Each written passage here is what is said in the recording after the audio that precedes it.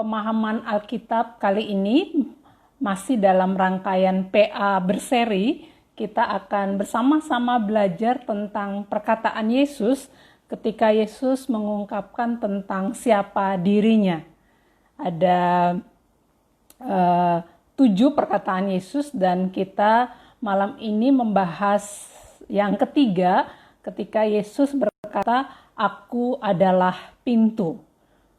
PA berseri ini saya berharap Bapak Ibu Saudara bisa mengikuti terus sehingga pemahaman kita semakin utuh dan kita semakin mengenal Tuhan kita. Nah saudara-saudara, sebelum memulai pemahaman Alkitab, mari terlebih dahulu kita berdoa.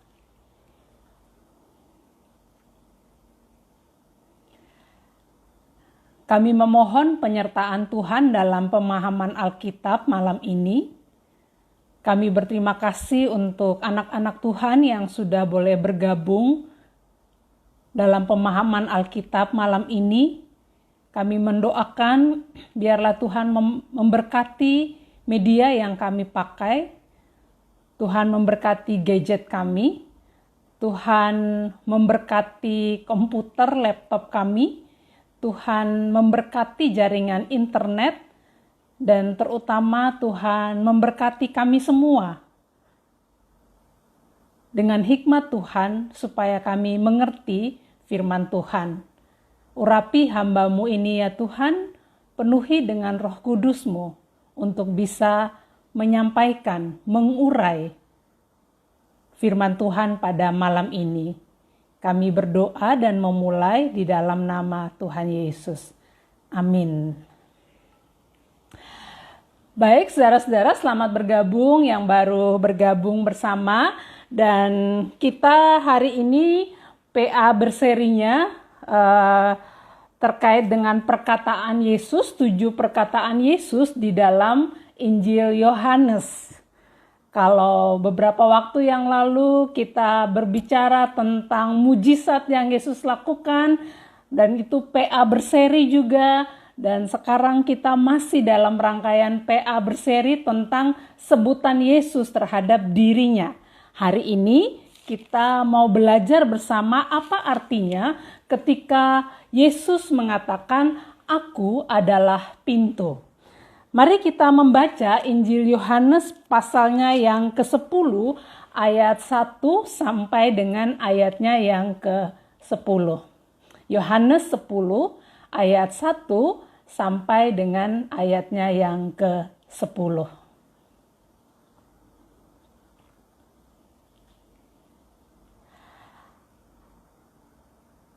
Aku berkata kepadamu, sesungguhnya siapa yang masuk ke dalam kandang domba dengan tidak melalui pintu, tetapi dengan memanjat tembok, ia adalah seorang pencuri dan seorang perampok.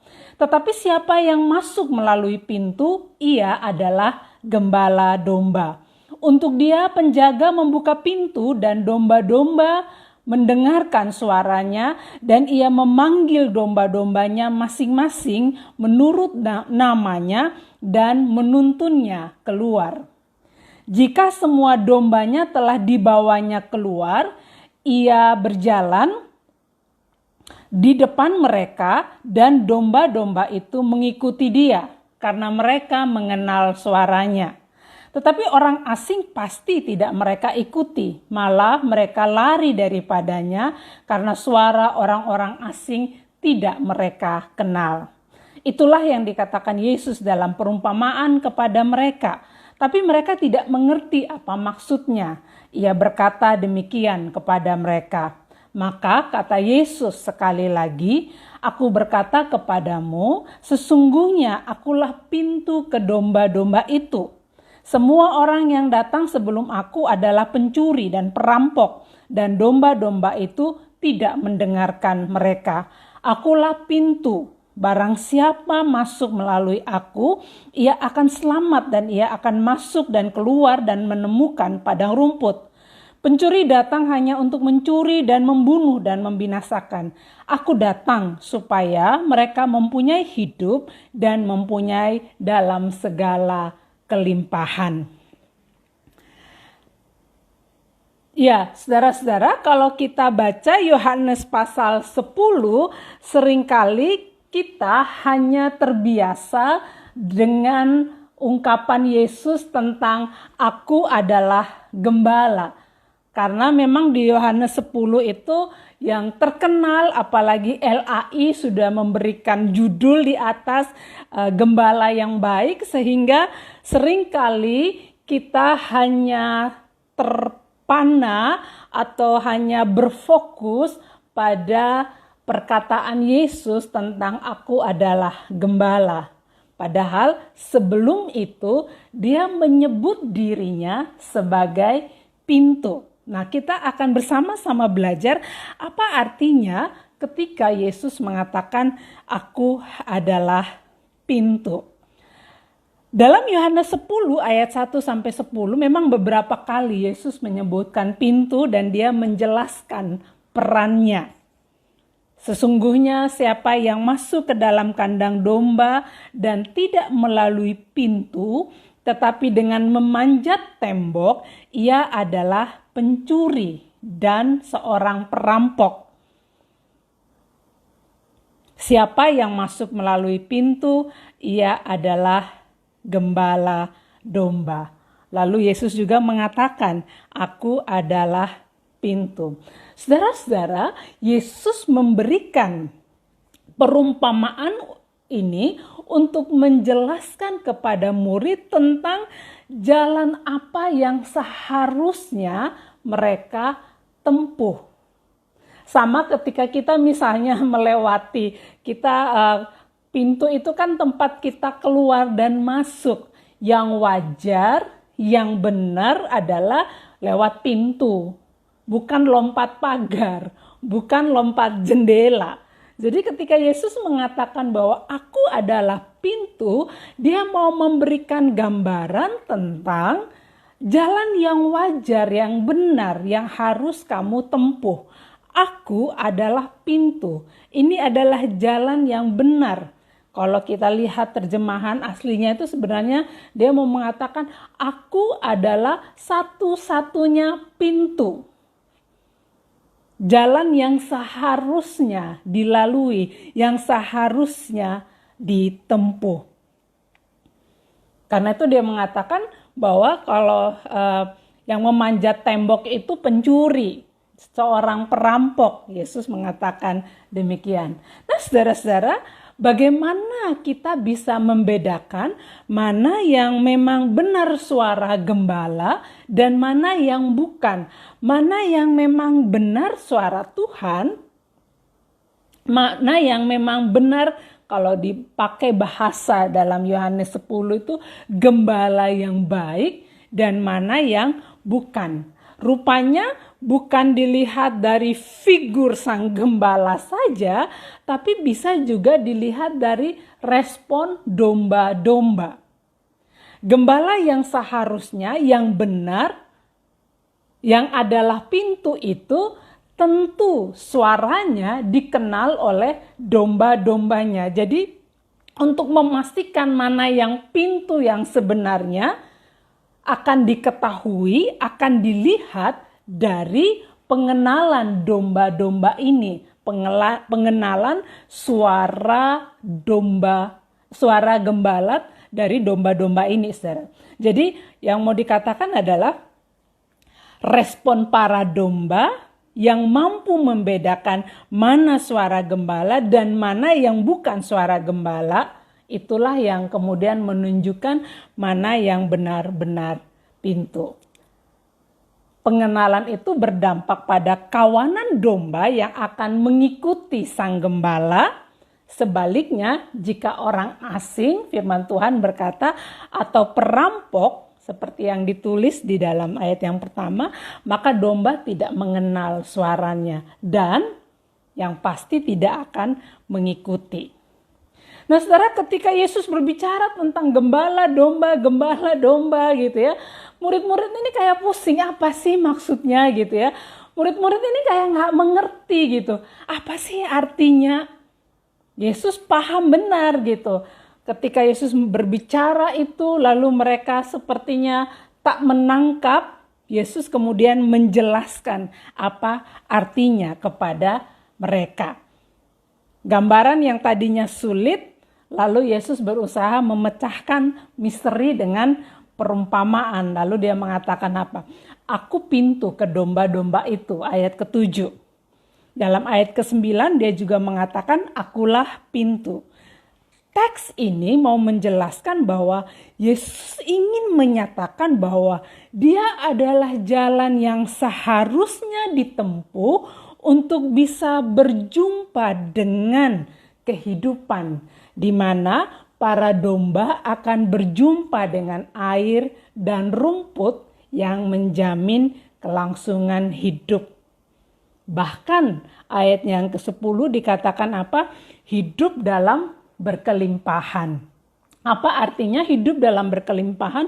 Bukan hanya soal mereka mendapatkan air dan rumput yang hijau, tetapi juga ada ketenangan dan kepuasan batin bahwa mereka aman karena ada gembala yang terus-menerus mengawasi kehidupan mereka.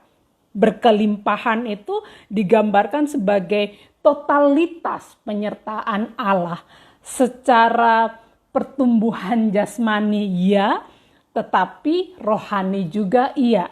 Materi ia beri, tetapi perlindungan dan rasa aman dia pun memberi. Nah saudara-saudara, kalau kita membayangkan tentang pintu, sekali lagi itu mau menggambarkan tentang apa yang seharusnya ditempuh oleh manusia. Para domba akan berjalan melalui pintu yang menandakan mereka akan keluar dari wilayah berbatas. Wilayah berbatas itu adalah kandang, tempat mereka hidup. Lalu mereka harus keluar dari situ dan mencari rumput, mencari air, mencari sumber air untuk kehidupan, kelangsungan hidup mereka. Tetapi pintu ini juga mau menandakan bahwa tidak selamanya mereka harus berjeri lelah pergi. Ada waktunya mereka harus kembali. Dan kembali itu mereka juga melalui pintu yang sama. Kita jangan membayangkan misalnya kandang domba itu seperti yang sekarang mungkin yang berpagar tinggi lalu atau berpagar besi. Itu cuman susunan batu-batu atau bisa juga cuman kayu, tetapi itu berbatas. Kalau sudah berbatas maka pintunya itu hanya kecil dan penanda bahwa itu pintu hanya satu batu yang tidak lagi terletak di atas batu yang lain, agak sedikit terbuka, lalu gembalanya itu duduk di depan pintu itu. Ketika domba-domba keluar, gembala ini memperhatikan. Bahkan ketika keluar, dia menuntun mereka untuk mencari rumput yang hijau dan mencari sumber air. Tapi pada waktunya ketika domba-domba ini akan kembali, gembala akan juga duduk di depan pintu atau berdiri di depan pintu dan akan memperhatikan domba-domba ini apakah sudah lengkap. Mereka hanya melalui satu pintu itu. Entah mereka keluar atau mereka masuk ke dalam kandang, satu pintu itu yang mereka lewati. Nah, ketika Yesus mengatakan aku adalah pintu, dia mau memberikan gambaran kepada mereka bahwa mereka akan ada di dalam ruang berbatas.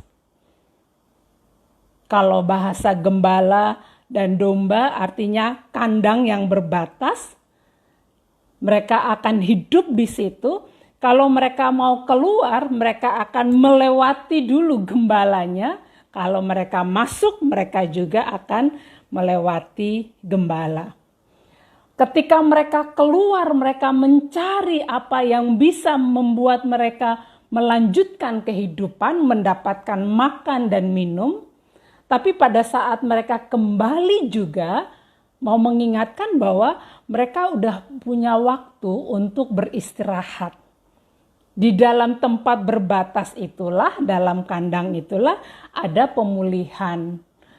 Gembala akan memperhatikan siapa, mana domba yang sakit, mana domba yang perlu dirawat lebih, mana domba yang belum mendapatkan asupan yang baik. Semua akan diperhatikan.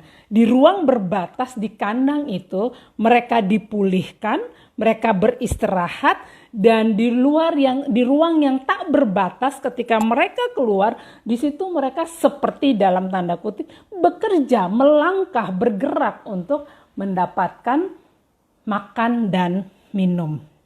Nah, saudara-saudara, kalau kita sudah punya gambaran seperti itu, bahwa aku adalah pintu, mau menandakan Kristus adalah pembatas bagi ruang berbatas dan juga ruang yang tak berbatas.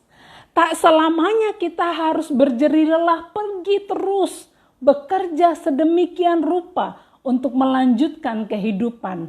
Ada kalanya kita harus kembali, kita pulang ke rumah dan kita beristirahat. Di situ kita bisa mendapatkan pemulihan, di situ relasi kita dipulihkan, di situ kita bisa beristirahat dan Tuhan menjadi pembatasnya. Nah, saudara, ini menjadi menarik, menggambarkan tentang pemeliharaan Allah yang utuh dalam kehidupan umatnya. Aku adalah pintu berarti dia adalah jalan yang akan membawa manusia bisa berjumpa dengan kehidupan di mana manusia dapat berkarya, melakukan bagiannya di tengah dunia. Kita boleh mengeksplor segala kemampuan kita untuk bisa melanjutkan hidup di tengah dunia. Tapi Yesus yang menjadi pintu juga berarti apa? Ia menjadi pembatas yang tegas bagi kita. Supaya kita manusia tidak kebablasan. Gak hanya mencari makan dan minum. Gak hanya berpikir bagaimana hidup kita berlanjut. Gak hanya mengumpulkan materi, tetapi juga kembali pada komunitas kita. Komunitas para domba. Komunitas di mana kita bisa beristirahat sejenak. Di mana kita bisa tenang dari segala hiruk pikuk yang melelahkan hidup kita. Di mana yang paling penting kita bisa peka mendengar suara Tuhan untuk hidup kita. Jadi itu seperti garis batas. Aku adalah pintu yang Tuhan mau mengatakan kalau kamu pergi untuk mencari makan dan minum, untuk bekerja, untuk berusaha semaksimal mungkin, pergilah. Tuhan menjadi pembuka jalan untukmu. Tuhan yang akan memberikan jalan untukmu ketika dia mengatakan aku adalah pintu. Tetapi di sisi lain itu juga mau mengatakan bahwa ketika aku adalah pintu, kamu juga harus kembali. Jangan ngejar materi terus, jangan ngejar rumput dan air terus. Kamu itu butuh dipulihkan, kamu butuh berkumpul dalam komunitasmu, kamu butuh istirahat. Karena hanya dalam keteduhan itu, dalam istirahat, keteduhan, disitulah kita bisa kembali peka mendengar suara Tuhan kita. Dalam keteduhan itulah kita bisa kembali memulihkan relasi kita. Kan sama seperti kalau dalam keluarga. Misalnya sebelum pandemi, ketika pagi semua harus pergi keluar dari rumah begitu ya. Lalu malam atau sore kemudian satu demi satu balik ke rumah. Kalau ada yang harus tugas keluar kota pergi gitu, ada waktunya ya harus pulang. Dan ketika pulang ke rumah disitulah keteduhan itu terjadi. Rumah konon katanya kan rumah tempat di mana kita bisa kembali. Dan itu yang mendatangkan keteduhan. Nah, Kristus adalah pintu, dia menjadi pembatas yang tegas. Dia membuka jalannya untuk kita menemukan berkat-berkat Tuhan, tetapi juga dia membuka jalannya untuk kita secara spiritual, secara rohani dipulihkan oleh Tuhan. Pintunya apa? Tuhan Yesus. Kalau mau mencari berkat, mau mencari materi, pintunya di mana? Ya Tuhan, tidak ada yang lain. Jalan yang harus ditempuh adalah jalan Tuhan, jalan yang wajar, yang benar. Satu-satunya ya jalan Tuhan yang benar. Tetapi juga ketika dalam kepenatan kita mencari segala sesuatu di luar sana, kita juga harus kembali kepada satu pintu itu, yaitu Tuhan. Disitulah dia akan melihat mana yang lelah, mana yang perlu dipulihkan, mana yang kemudian kehidupan rohaninya harus dikuatkan lagi. Begitulah gambaran ketika dikatakan Tuhan, aku adalah pintu. Tuhan seolah-olah menjadi ini saudara, menjadi stopper terbaik begitu. Kalau kita sudah terlalu jalan di luar sana, dia itu sebagai yang membuat kita harus berhenti melangkah. Aduh, gue ini udah jalan terlalu jauh nih, sudah terlalu lama nih meninggalkan Tuhan, harus kembali. Jadi ukurannya apa? Ukuran adalah Tuhan sendiri. Bagaimana kehendak Tuhan atas kehidupan kita. Tapi di sisi lain, saudara, pintu juga merupakan simbol rasa aman. Ketika domba masuk ke dalam kandang, maka pintu akan ditutup dan mereka akan merasa aman karena tahu bahwa gembala itu tugasnya apa? Dia akan duduk di depan pintu itu, dia beristirahatnya di situ. Dia nggak akan jauh, dia nggak akan pergi. Tugas gembala itu ya hidupnya sudah hanya ada di seputar kandang dan di seputar kehidupan domba-domba. Jadi ketika semua domba sudah masuk dalam kandang, ditutup dengan batu, penanda bahwa kandang itu sudah tertutup, posisi gembala di depan pintu, duduk, makan, tidur. Beristirahat pun di situ sebagai tanda bahwa dia harus terus memastikan domba-dombanya aman. Ketika Yesus mengatakan aku adalah pintu, dia juga mau mengatakan kepada kita, kamu aman di dalam perlindunganku. Dia juga mau mengatakan kepada kita bahwa tidak akan ada orang yang bisa merusak kehidupan kita. Karena apa? Karena Tuhan kita ada, berjaga-jaga, menjaga dan melindungi kita, memastikan bahwa kita aman. Kalau Yesus menggambarkan dia sebagai gembala, dan ketika Yesus sebagai pintu, dia mau menggambarkan bahwa saudara-saudara kita itu aman di dalam perlindungannya. Pintu yang tertutup ketika gembala sudah kembali ke kandang sebagai simbol bahwa beristirahatlah dengan tenang, hidupmu itu ada di dalam perlindungan Sang Gembala. Kamu aman dalam perlindunganku. Kita juga diperlakukan demikian oleh Tuhan. Kita aman di dalam perlindungan Tuhan. Aku pintu menyatakan bahwa Yesuslah jawaban bagi mereka yang menanti-nanti saatnya untuk diselamatkan, menjadi sumber yang aman bagi umatnya. Keselamatan dan rasa aman inilah yang ditawarkan Yesus kepada semua orang. Siapa yang mendengar suaranya akan mengikutinya dan akan mendapatkan kehidupan. Karena Yesus adalah pintu, saudara, maka itu berarti siapapun pihak di luar sana yang mau menyentuh kita, yang mau mengganggu kita, pertama-tama dia akan berhadapan dengan siapa? Dengan Tuhan kita, saudara. Kita nggak perlu takut. Kita aman dalam perlindungan Tuhan. Orang mau merusak kehidupan kita selama kita terus terus mendengar suara Tuhan saja, selama kita hanya mau mengikut jalan Tuhan, orang di luar sana yang mau merusak kita, gak akan bisa mereka lakukan. Karena apa? Mereka harus melewati pintu itu dan Tuhan kita.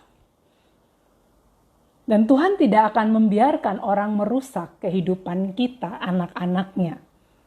Tuhan tidak akan membiarkan orang menghancurkan kehidupan kita, para domba peliharaannya. Aku adalah pintu, Yesus menjamin rasa aman dan keselamatan kita. Kita gak perlu takut dengan kuasa apapun, siapapun. Tetapi Tuhan akan menjadi sumber perlindungan kita. Nah, saudara-saudara, dari penjelasan ini ada beberapa hal yang menjadi poin penting untuk kita renungkan bersama ketika berkata Yesus adalah pintu. Yang pertama yang perlu kita ingat adalah aku adalah pintu mau menandakan Tuhan berotoritas atas hidup kita. Itu yang harus kita ingat, bahwa kita ini bukan dikendalikan oleh diri kita sendiri. Sama seperti kita mau keluar dan masuk rumah, pintu menjadi jalan utamanya, maka Kristus juga menjadi jalan utamanya. Dialah yang pertama kali akan kita lewati. Ada waktunya kita diberi kesempatan untuk berkarya di tengah dunia. Ia menjadi pintu untuk kita mendapatkan berkat. Ia menjadi pintu untuk kita mendapatkan damai sejahtera. Dia menjadi pintu untuk kita merasakan sukacita. Namun, sebagai orang percaya juga, kita tahu bahwa kita ini tidak bisa sebebas-bebasnya pergi. Ada waktunya kita harus kembali pada komunitas kita. Kembali pada ruang pemulihan, di mana di situ Allah memulihkan kehidupan kita dan kita menjadi peka mendengar suara Tuhan. Allah yang berotoritas atas hidup kita. Yang kedua, aku adalah pintu berarti ada kesediaan bagi kita untuk juga saling terbuka menerima satu dengan yang lainnya. Nah, saudara, kalau kita mau lihat dalam konteks sekarang, dalam konteks bergereja, kalau bicara tentang aku adalah pintu, yang paling sederhana atau yang paling tidak asing bagi kita, yang bisa kita dengan mudah memahami adalah baptisan dan perjamuan kudus. Baptisan itu kan kita tahu, begitu kita dibaptis, kita kemudian dikuduskan, kita masuk dalam komunitas anak-anak Allah. Dalam iman kita percaya bahwa baptisan menjadi tanda dan meterai bagi kita bahwa kita telah diselamatkan, mendapatkan keselamatan dari Tuhan. Pintu keselamatan terbuka bagi kita. Melalui baptisan, pintu keselamatan itu Tuhan buka. Kita boleh masuk ke dalam perkumpulan orang percaya, orang yang diselamatkan. Lalu melalui perjamuan itu kan makan bersama. Itu juga menandakan apa? Pintu keterbukaan kita dengan orang lain.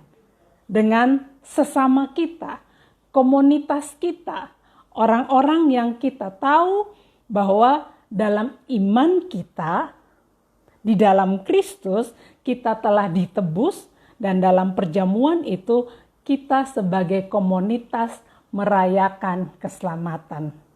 Kalau baptisan sifatnya personal, secara pribadi, pintu dibuka dan kita masuk di dalam ruang keselamatan itu, maka melalui perjamuan kudus secara komunal kita bersama-sama merayakan keselamatan itu.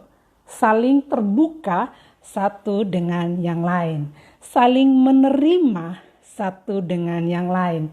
Persis seperti ketika dalam Kisah Para Rasul itu, umat yang pertama ketika mereka berkumpul, mereka senang berbagi roti. Mereka udah gak peduli kamu dari mana, mereka gak peduli asalnya, tapi mereka percaya kita sama-sama orang yang diselamatkan, dan mereka merayakan itu, saling berbagi roti pada saat itu. Nah, demikian juga ketika kita bicara Kristus adalah pintu, artinya ada kesediaan bagi kita untuk terbuka dan menerima satu dengan yang lainnya.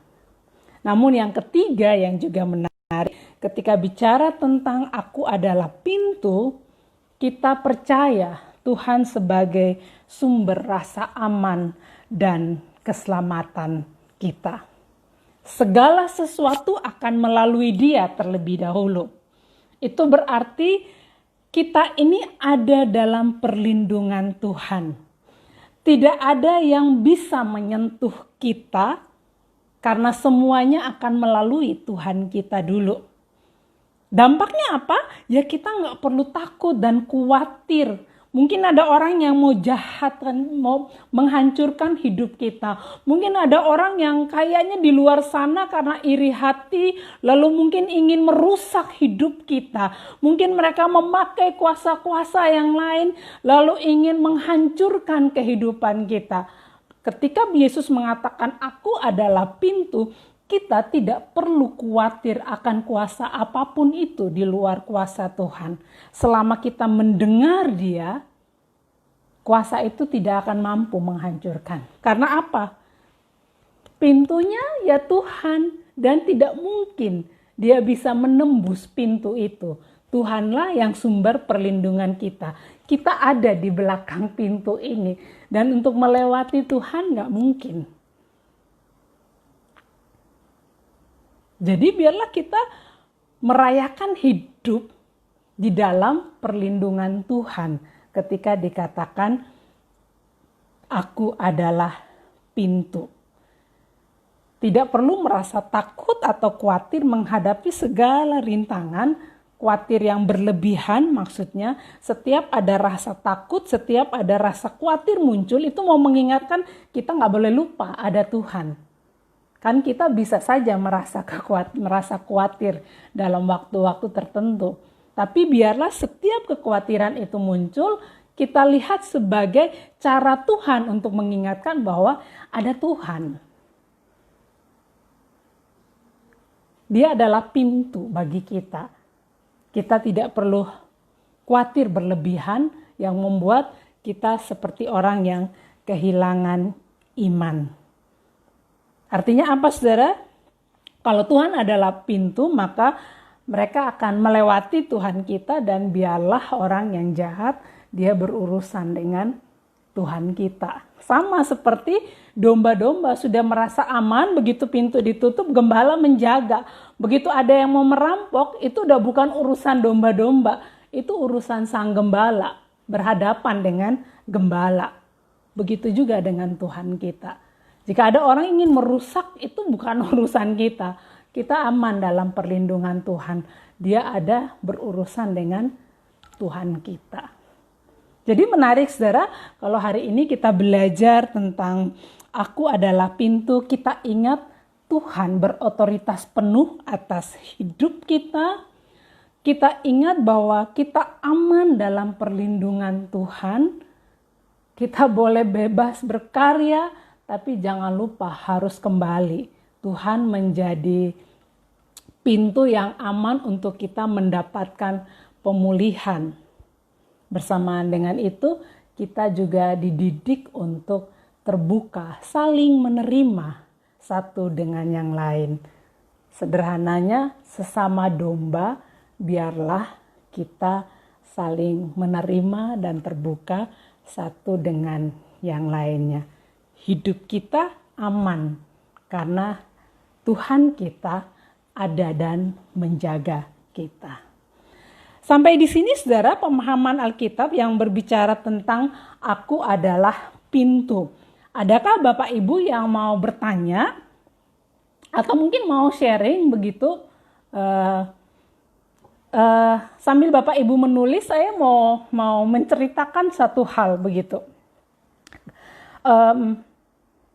Ketika ada seseorang yang sangat ketakutan dan merasa bahwa ada kuasa lain yang terus menyerang hidupnya. Dia merasa bahwa kegelisahan dan ketakutan menimpa dan ada banyak hal-hal yang dia merasa aneh terjadi dalam hidupnya.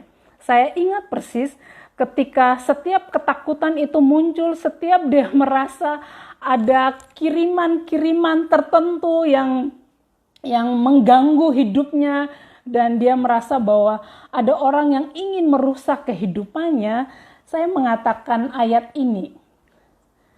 Coba baca berkali-kali tentang Yesus yang mengatakan aku adalah pintu. Lalu kemudian di ayatnya yang ke-10 yang menjadi kesimpulan tentang Yesus aku adalah pintu ini, dia merasa tenang dan dia merasa bahwa ini seperti Tuhan yang berkata langsung kepada saya.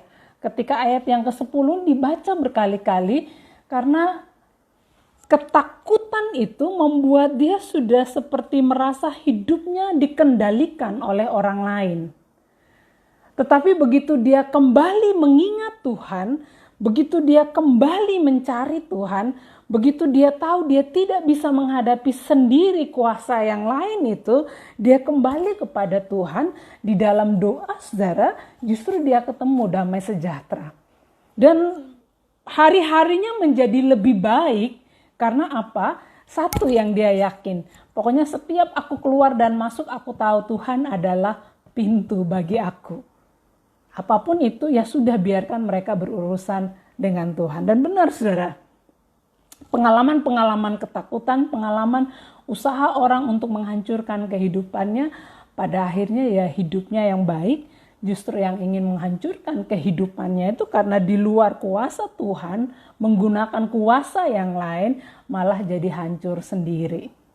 Selama kita yakin Tuhan adalah pintu bagi kita, kita tahu tidak ada kuasa lain yang bisa menembus hidup kita. Gembala kita ada menjaga kita. Jadi tidak perlu kita khawatir akan hal-hal di luar kuasa Tuhan yang mungkin saja ingin menghancurkan kehidupan kita. Oke, ada yang mau bertanya? Ada yang kurang jelas mungkin? Silakan.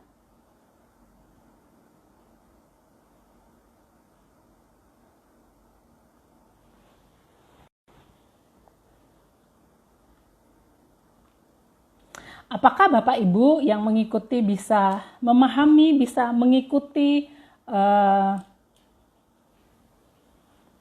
bisa memahami apa artinya ketika Tuhan Yesus mengatakan aku adalah pintu lewat uraian pemahaman Alkitab pada malam ini, supaya kita berinteraksi? Boleh dikasih jempolnya kalau Bapak Ibu bisa menangkap apa artinya aku adalah pintu lewat pemahaman Alkitab malam ini.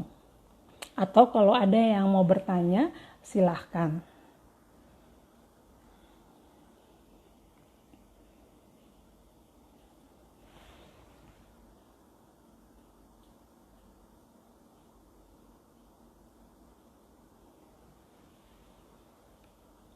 Ya, terima kasih untuk responnya, Fanny.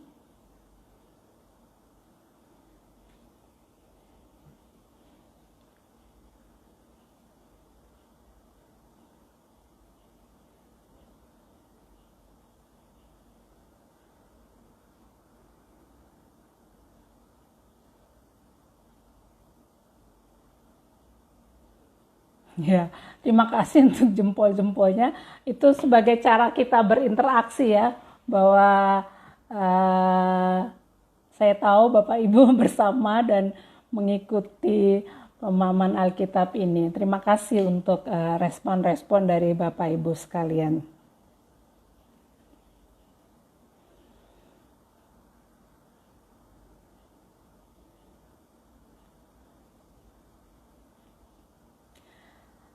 Adakah yang mau bertanya? Kalau nggak ada yang mau bertanya, kita akan mengakhiri pemahaman Alkitab ini. Dan biarlah setiap hari kalau Bapak Ibu keluar dari rumah atau bahkan ketika kita mau setelah kita beristirahat, kita keluar dari kamar kita melewati pintu, kita selalu mengingat, kita selalu sadar penuh bahwa Tuhan ada dan menyertai kita. Bahwa kita, saudara dan saya, ada bersama dengan Tuhan dan hidup di dalam perlindungannya. Ada Elika Nugroho, enak ya kita bisa sembunyi di balik pintu. Sembunyi di balik pintu, kemudian jangan lari dari kenyataan ya. Kita harus menghadapi kenyataan bahwa bersembunyi di balik pintu yang tadi saya katakan mau mengingatkan kita bahwa ketika ada kuasa lain yang ingin menghancurkan kehidupan kita, selama kita hanya mendengar suara Tuhan, selama kita hanya mau berjalan di jalan Tuhan, kuasa itu tidak akan menghancurkan. Kita ada di dalam perlindungan Tuhan. Dia akan menghadapi Tuhan sendiri dan biarlah itu urusan dia dengan Tuhan gitu, supaya apa? Kita sadar betul kita adalah domba-domba yang dijaga sepenuhnya oleh Tuhan. Ada kalanya pintu itu dibukakan dan harus keluar, dombanya harus pergi, harus cari makan, harus mencari sumber air, harus mencari rumput yang hijau. Dituntun oleh gembala, tapi sang domba harus bergerak. Tidak bisa cuma diam di dalam kandang lalu berharap kemudian semuanya tersedia.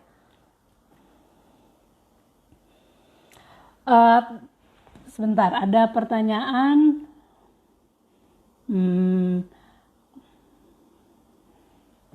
Oke. Bentar ya, ini jadi ketutup. Oke.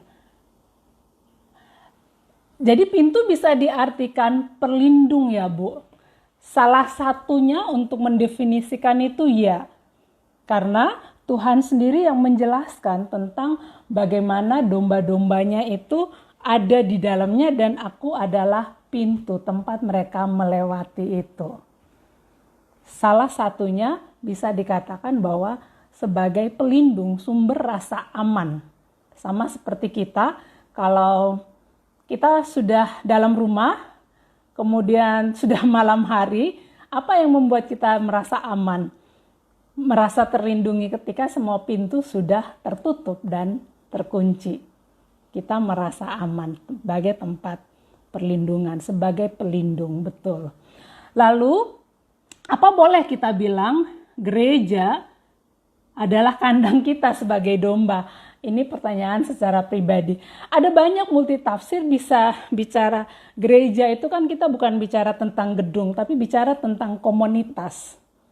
Jadi, itu bicara tentang ruang berbatas di mana kita berkumpul, di mana kita bisa beribadah, menyembah Tuhan, memuliakan Tuhan.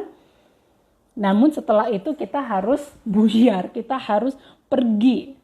Dan kita harus menjalani hidup kita ya menjadi saksi. Definisi gereja itu seperti itu. Adalah kandang bagi kita, tempat kita bersekutu bersama.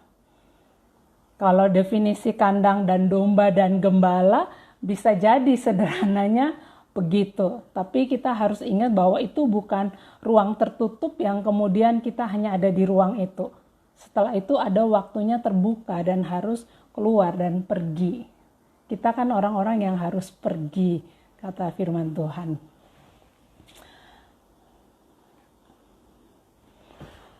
Oke, ada lagi yang mau bertanya?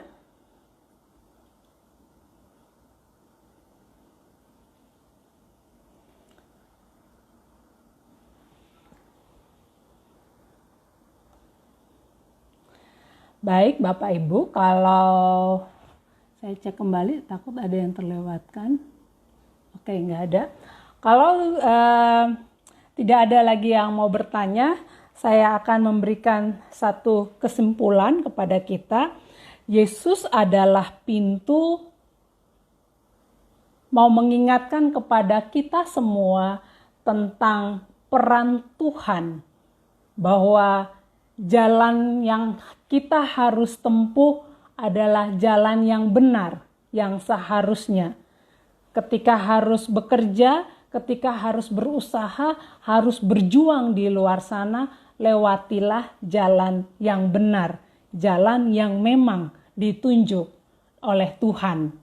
Lalu yang kedua, Tuhan juga mau mengingatkan kepada kita bahwa aku adalah pintu, Dia selalu terbuka untuk ruang-ruang pemulihan. Ketika kita lelah, ketika kita capek, disitulah Dia memanggil kita untuk masuk dalam ruang pemulihannya, tempat di mana Dia akan menjamah kita secara pribadi, tempat di mana kita akan mendengar suaranya secara pribadi, tempat di mana kita akan mendapatkan kekuatan yang baru untuk menjalani hidup kita. Tetapi pintu juga mau menggambarkan betapa pentingnya kita terbuka dan menerima orang lain di dalam kehidupan kita. Dan yang terakhir, biarlah kita jalani hidup tanpa rasa takut. Ada banyak kuasa di luar kuasa Tuhan yang bisa menghancurkan kehidupan manusia. Tetapi selama kita ada di jalan Tuhan, tidak ada satupun kuasa di dunia ini yang bisa mematahkan langkah anak-anak Tuhan. Karena mereka akan berhadapan dengan Tuhan kita. Mereka tidak akan bisa menyentuh kita. Mereka akan berhadapan dan berurusan dengan Tuhan kita. Anda dan saya aman dalam perlindungan Tuhan. Mari kita berdoa. Tuhan, terima kasih untuk firman-Mu. Engkau yang berkata Engkau adalah pintu, dan biarlah kami hanya menempuh jalan Tuhan. Engkau yang mengizinkan kami untuk pergi, melakukan apa yang bisa kami lakukan untuk melanjutkan kehidupan. Namun Engkau yang juga memulihkan, membuka ruang-ruang pemulihan dalam hidup kami, kala kami lelah dan penat. Dan disitulah Engkau sendiri yang menjamah dan memulihkan hidup kami. Terima kasih Tuhan, Engkau yang melindungi kami sedemikian rupa, sehingga kami tidak perlu takut akan kuasa apapun di luar sana yang ingin mematahkan dan menghancurkan hidup kami. Biarlah itu semua berurusan dengan Tuhan, karena kami tahu Tuhan mengerti siapa kami. Kami hanya domba yang lemah, dan Tuhanlah pelindung kami. Terima kasih ya Tuhan, berkati semua anak-anak Tuhan yang dengan setia mau belajar firman Tuhan. Biarlah hikmat Tuhan, perlindungan Tuhan juga menyertai mereka. Kami berdoa dalam nama Tuhan Yesus. Amin. Baik Bapak Ibu Saudara, sampai di sini pemahaman Alkitab kita. Minggu depan kita bertemu lagi dan pemahaman Alkitab akan berbicara tentang Tuhan adalah gembala. Sampai bertemu, Tuhan Yesus memberkati.